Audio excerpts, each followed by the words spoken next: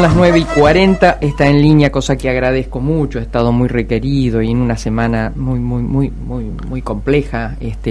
A mi entender, abrir el programa diciendo eso fue un hito importante lo que ocurrió acá en Rosario, provincia de Santa Fe, con la presencia de tantos jueces federales y de la Corte Suprema de Justicia de la Nación. No recuerdo un hecho igual. Está en línea el doctor Aníbal Pineda, que es el vicepresidente de la Cámara Federal de Rosario. Doctor, buen día, gracias por atendernos. Buen día, María Herminia, gracias a vos. Bueno, balance de esa jornada del día jueves. Bueno, como usted bien dice, María Herminia, fue una jornada histórica. Creo que el balance es que vino a romper la inercia, o por lo menos buscó romper la inercia, la movida institucional del Poder Judicial, romper la inercia sobre la manera en la cual estamos abordando el problema del narcotráfico. Romper la inercia que, si no la alteramos, va a terminar consolidándose en una instancia complicada para nuestra región, consolidándose esta fase tan aguda y tan problemática que tenemos, que se manifiesta no solo en el narcotráfico y en homicidios, sino también en extorsiones, balaceras, cobro de protección a vecinos y a comerciantes. Es decir, la organización criminal le habrá, si no se cambia esta inercia, le habrá pulseado y doblado el brazo al Estado. Sí, totalmente. Y bueno, en ese romper la inercia también significa la forma en cómo los tres poderes del Estado abordamos esta problemática. Uh-huh. Ahora, repensar algunas acciones, bueno, profundizar otras. Uh-huh. Digo, a mí me pareció que el Poder Judicial, uno de los tres pilares de la República y, a mi criterio, columna vertebral de la misma, dio un paso adelante. Ahora están los otros dos poderes. Sí, totalmente de acuerdo. Creo que dimos del Poder Judicial un paso adelante y creo que también está bien que así sea, porque el Poder Judicial también tiene que participar en políticas públicas y ante un hecho tan extremo como la venida de la Corte visibiliza, plantea, moviliza, o sea, creo que son políticas también de Estado, del Poder Judicial, y como usted dice, dependen, en este caso, la iniciativa también de los otros dos poderes. Uh-huh. ¿En qué sentido? Por ejemplo, para fortalecer la justicia federal nosotros necesitamos, como vengo reclamando hace un tiempo, la implementación del sistema acusatorio, con el sistema procesal oral penal, que hace 8 años que es ley y no se implementa en el pueblo federal, y que depende la implementación de los otros poderes del Estado. Después que se cubran las vacantes, hay un 35% de vacantes que tampoco podemos cubrir a nosotros del Poder Judicial.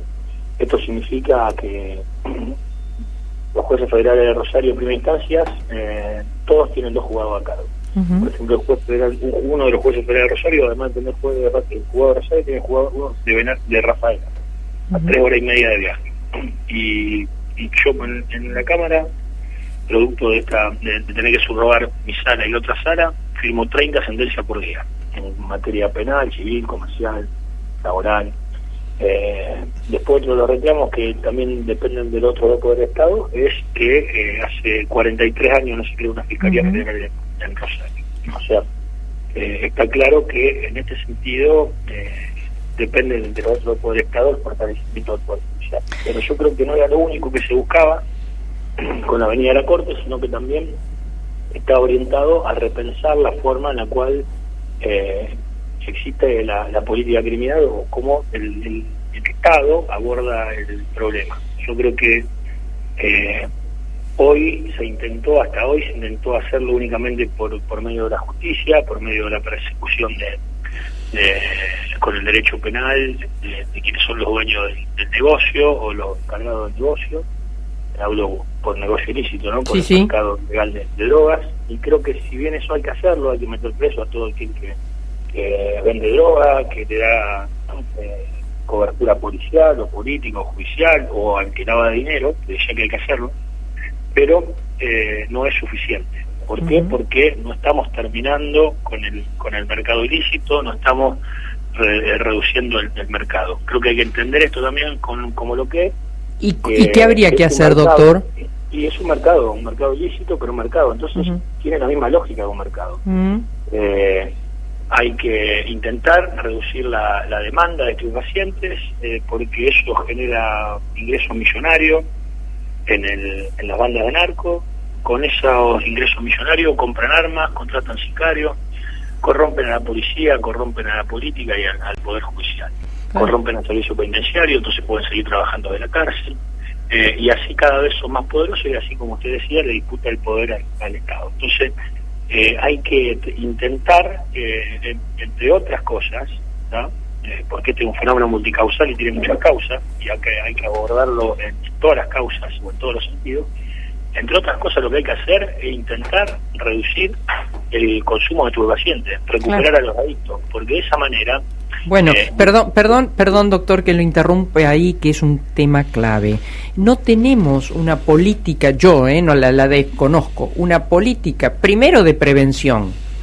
Hasta no hace mucho, hasta hace bastante poco, y fumate un porro que no pasa nada y dale que va. Y además, ya un adicto preso de esto, no tenemos políticas públicas al respecto. Y bueno, yo creo que por eso es importante que todos nosotros, todos los periodistas, nosotros, lo digo, el Poder Judicial, la sociedad civil, todos los que no tenemos también esta obligación electoral cada 2 años, que es bastante perversa porque los obliga a los políticos a estar muy enfocados en la elección. Entonces, nosotros tenemos que plantear este tipo de cuestiones. O sea, como usted bien dice, no hay políticas públicas orientadas a la educación y el recupero de estos adictos. Entonces yo lo que planteo, entre otras cosas, que, por ejemplo, para el presupuesto 2023, los tres partidos políticos mayoritarios, o todos los partidos políticos mayoritarios, podrían consensuar que el próximo presupuesto que se discute ahora en septiembre, un porcentaje, llamémosle el 1%, va a estar destinado a construir centros de recuperación de adictos en Rosario, no sé, por decir un número, 20 centros de recuperación de adictos, y que va a estar orientado a implementar políticas de educación, que pueden ir desde el sitio web o publicidad por la calle, o hasta los planes de estudio de la escuela primaria y secundaria, de hacerte entender todas las consecuencias que tiene, ¿no?, el consumo de estupefacientes, porque si no, vamos a estar ocupándonos permanentemente del gerente del negocio, del dueño del negocio, y que son los... Y no de los consumidores. Claro, y no del negocio. Entonces, permanentemente nosotros vamos a estar eternamente encarcelando gente, encarcelarla y ir con todo el peso de la ley, ¿tá? Pero no vamos a solucionar el problema solamente encarcelando gente. Tenemos que enfocarnos también en el mercado, ¿no? Que es un mercado ilícito, pero es un mercado. Es un mercado. Si nos enfocamos en eso, le estamos dando cada vez más herramientas al crimen organizado para que sea cada vez más poderoso y para que pueda disputarle el poder al Estado. Doctor, algo que le haya quedado de, no sé, de esas conversaciones de esta jornada, de algo que quiera compartir con nosotros que le llamó la atención. Sí, ahora le comparto lo que creo que fue positivo también de esto. Pero le termino la otra idea. Sí. En este sentido, no es lo mismo que una persona consuma estupefacientes una vez a la semana a que consuma 5 veces a la semana. Porque si consume 5 veces a la semana, estamos quintuplicando los ingresos semanales al narco. Entonces tienen 5 veces más herramientas o más dinero para comprar armas, para contratar sicarios, para corromper a la policía, al servicio penitenciario, a las políticas, a los jueces. Entonces vemos cómo impacta de forma directa una política de salud o de educación, cómo impacta de forma directa en el poder que hoy tienen los narcos y en todo este conflicto y violencia que se deja. Eso para terminar la otra idea. Y en relación a lo que usted me decía, yo creo que tuvo efectos positivos concretos porque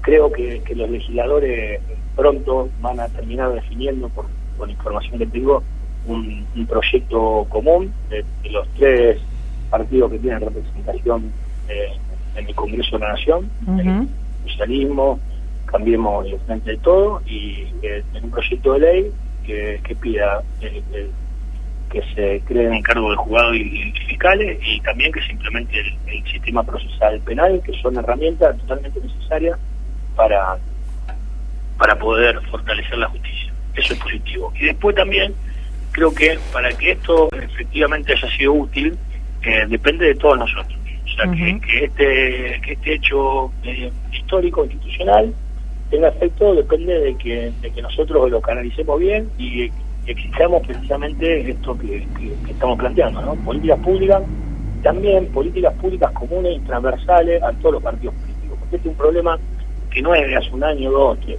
En Rosario triplicamos la media nacional de homicidio de 2013. ¿Desde el 2000, perdón? 13. 2013. Desde el 2013 triplicamos la media nacional de homicidio. Todo este año nunca hemos podido reducirlo. Por el contrario, todo indica que ahora en el 2022 se cuadruplica la media nacional de homicidio. En todos estos 10 años pasaron por el gobierno provincial y nacional los 3 partidos políticos mayoritarios de la provincia. O sea, y ninguno ha podido resolverlo, porque ninguno ha podido resolverlo de forma aislada, porque es un problema que los excede a todos, es mucho más mayor. No es un problema de gestión o de un gobierno, sino que es un problema del Estado. Entonces eso requiere, a mi entender, que rompamos la lógica esta de oficialismo y oposición, que rompamos la lógica de la grieta y que se consensúe y se debata entre todos los partidos políticos un plan de seguridad a largo plazo. Digo largo plazo, pueden ser 10 años, y que esas políticas que se consensúen y se acuerden permanezcan en el tiempo durante 10 años, con indiferencia de quién sea el gobierno de turno a nivel provincial, nacional o local, porque esa es la única manera, creo, que a largo plazo podamos reducir el problema que tenemos hoy en la ciudad. Y estas políticas públicas tienen que ser no solo solucionar el problema a través de la justicia y el derecho penal, sino abordarlo también desde la otra lógica, que es la lógica del mercado, reducir el mercado, recuperar adictos, hacer educación, y hasta si quiere también desde esta lógica replantearse el tema de la marihuana. La marihuana hoy significa entre el 40 y el 50% de los ingresos de la banda de narcos. Entonces creo que es necesario tener un poco de mirada más inteligente sobre este problema y no seguir haciendo lo mismo que estábamos haciendo. Por eso yo digo que el fin buscado de esta actividad fue romper la inercia, y yo creo que se ha roto la inercia. Hoy, por ejemplo, tenemos conocimiento que el Papa Francisco... Sí, eso le iba a decir. Sí. Claro, o sea, claramente esto fue un hecho institucional que si lo canalizamos... Muy duro. Creo, Marcos, por favor, el título del Papa que dice... En una carta de apoyo a los jueces que se reunieron en Rosario, el Papa pidió erradicar la lacra del narcotráfico. Bien. Y que instó a los poderes del Estado que trabajen en unidad para dar respuesta, ¿no? Que es lo que dice Iván. Claro. Aníbal, hola. Sí, estoy acá. Digo, la última pregunta le hice recién al fiscal provincial, al doctor Luis Echapapietra, y se la hago a usted. Cuando vio lamentablemente lo que le ocurrió al fiscal paraguayo, Peche, ¿qué sintió como ser humano que habita en ese traje de funcionario?